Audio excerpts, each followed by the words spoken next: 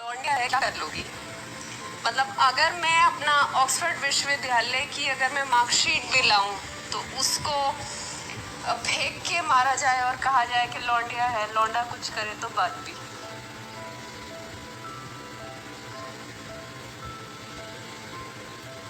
मैं 14 साल की थी जब मेरे पिता का देहांत हो गया था। उसके बाद मेरी अम्मी ने मुझे बड़ा किया, ज़िंदगी में ऊंचा सोचने की और ये मानने की, इस बात पे खुद पे अपने पोटेंशियल पे यकीन करने की हिम्मत मुझे अपनी अम्मी से मिली। और बच्चों की तरह जब मैं उन्हें देखती थी कि वो कोचिंग जाते थे, मोटी मोटी किताबें लेके इस तरीके का खर्चा करते थे मेडिकल और इंजीनियरिंग की पढ़ाई के लिए, और मैं अपने घर में पलंग पे मोमबत्ती के सहारे पढ़ रही होती थी, मेरे दिल में भी ये ख्वाहिश थी कि मैं उन बच्चों की तरह कोचिंग जाऊं या मेडिकल करके बड़ी डॉक्टर या इंजीनियर बन जाऊं। मगर उस वक्त घर में खाने के लिए हो जाए यही एक बड़ी बात थी। जो मेरे ख्याल से भारत के 80% किसानों के बच्चों को ग्रामीण क्षेत्रों में समस्याएं हैं, उसी तरीके की समस्या मेरे घर में भी थी। तो अम्मी अकेले मेरी परवरिश कर रही थी मेरे छोटे भाई की, और मैंने ये सोचा कि मेडिकल और इंजीनियरिंग का बुखार, इससे मैं अपनी मानसिकता को पीड़ित नहीं होने दूंगी। और मैंने दिल्ली विश्वविद्यालय के सेंट स्टीवंस कॉलेज में बीए में सीधा दाखिला लेने का निर्णय लिया। सेंट स्टीवंस कॉलेज के बाद मुझे विलायत जाने के लिए छात्रवृत्ति मिली। छात्रवृत्ति के पैसे वहाँ पढ़ने और वहाँ रहने के लिए थे, जाने के टिकट के लिए नहीं। तो टिकट के पैसों का इंतज़ाम करने के लिए मैं खेतों में गई। वहाँ गेहूं की फसल कटी हुई थी, तो बहुत धूप हो रही थी, सख्त गर्मी थी, पसीना आ रहा था, और मैंने देखा कि चौधरी हरभजन जी, जिन्होंने मेरी परवरिश की है एक परिवार के सदस्य की तरह, वो खेतों में गेहूं काट रहे थे। तो मैंने उन्हें बताया कि दादा, मैं विलायत पढ़ने जा रही हूँ और हवाई जहाज़ में उड़ के जाऊँगी। उस वक्त मैं पेरिस जा रही थी, Paris school of international affairs, यानी पेरिस अंतर्राष्ट्रीय विश्वविद्यालय, सियोंस पो। तो उन्होंने मुझसे पूछा कि बेटिया पढ़ लिख के क्या? मैंने कहा कि विलायत में पढ़ूंगी, फिर पढ़ लिख के वापस आऊंगी यहाँ पे आप सबके पास। तो फिर मैं देखती रही उन्हें गेहूं काटते हुए, उनका पसीना जो है वो मिट्टी में, ज़मीन में मिल रहा था, और कमर जो थी वो नंगी थी, और ऐसे धोती पहन के वो कटाई कर रहे थे।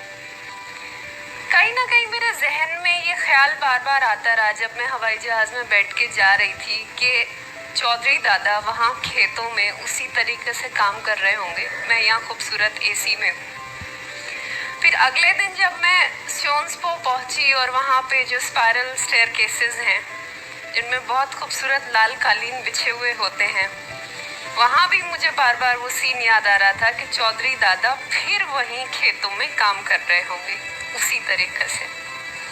खैर, पेरिस से पढ़ने के बाद मुझको ऑक्सफोर्ड विश्वविद्यालय की स्कॉलरशिप मिल गई उसके कुछ समय बाद, और मैं ऑक्सफोर्ड विश्वविद्यालय चली गई। तो जब मैंने दुनिया देखी, मैंने देखा कितने कितने किस्म के अलग अलग रंगों के लोग हैं वहाँ, कैसी कैसी ज़बानें बोलते हैं, किस तरीके के बच्चे क्या स्टार्टअप्स में इंटरेस्टेड हैं, क्या दुनिया कितनी आगे है।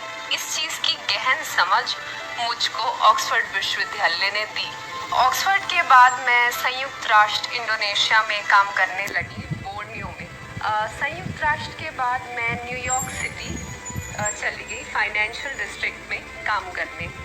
फाइनेंशियल डिस्ट्रिक्ट जो है वो एक बहुत ही अर्थव्यवस्था का एक बहुत अच्छा मैग्नेट की तरह काम करता है, और मेरा जो कमरा था वो 42वें माले पे था, वॉल स्ट्रीट जो एरिया है उसमें।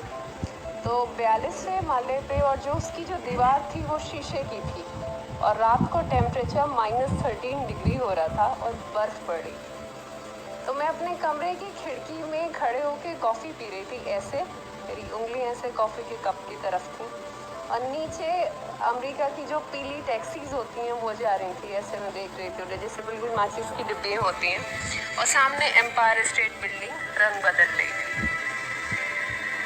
तो उसमें इत्तेफाक से उस दिन वो लोग जो सेलिब्रेट कर रहे थे वो कई रंगों में उसको रखते हैं।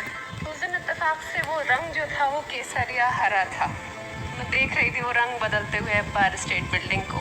मेरे दिल में बार बार इस चीज़ का ख्याल आ रहा था कि मैं तो यहाँ न्यूयॉर्क में दुनिया घूम ली, पेरिस में पढ़ ली, ऑक्सफोर्ड में पढ़ ली। चौधरी दादा और बाकी लोग जिन्होंने मुझे इस लायक बनाया कि मैं इन जगहों पे आ सकूं, अपने अंदर की प्रतिभा को रियलाइज़ कर सकूं, वो आज भी उसी गर्मी में बिना बत्ती पानी उन्हीं तमाम दिक्कतों के साथ वो ज़िंदगी जी रहे हैं। और मैंने डिसाइड किया कि अब मुझे वापस जाना है अपने मुल्क, अपने देश, उन्हीं लोगों के बीच जिनकी मैं बेटी हूँ। अम्मी को जो है कांस्टेंट सुनना पड़ता था, लौंडिया है क्या कर लोगी। मतलब अगर मैं अपना ऑक्सफोर्ड विश्वविद्यालय की अगर मैं मार्कशीट भी लाऊं तो उसको फेंक के मारा जाए और कहा जाए कि लौंडिया है, लौंडा कुछ करे तो बात भी।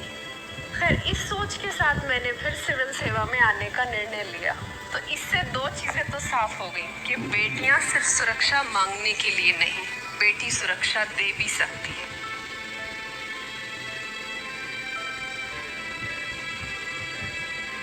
अब मुझे लगता है कि यहाँ वापस आकर अपने मुल्क, अपने लोगों को गले लगाकर, अपने मुल्क की समस्या को समझकर कि मेरे देश में बेटी मजबूत है, बेटी सुरक्षा दे सकती है, बेटी आपके लिए है। टैक्स पेयर के पैसे ने अगर मुझे इतनी हिम्मत दी कि एक बिना बाप की बेटी खुद पे भरोसा करके ज़िंदगी में आगे बढ़ सके, तो फिर मैं देश का, ये देश मेरा और मैं देश की, और मैं पूरी ईमानदारी, पूरी मेहनत के साथ अपने देशवासियों की, देश के बच्चों की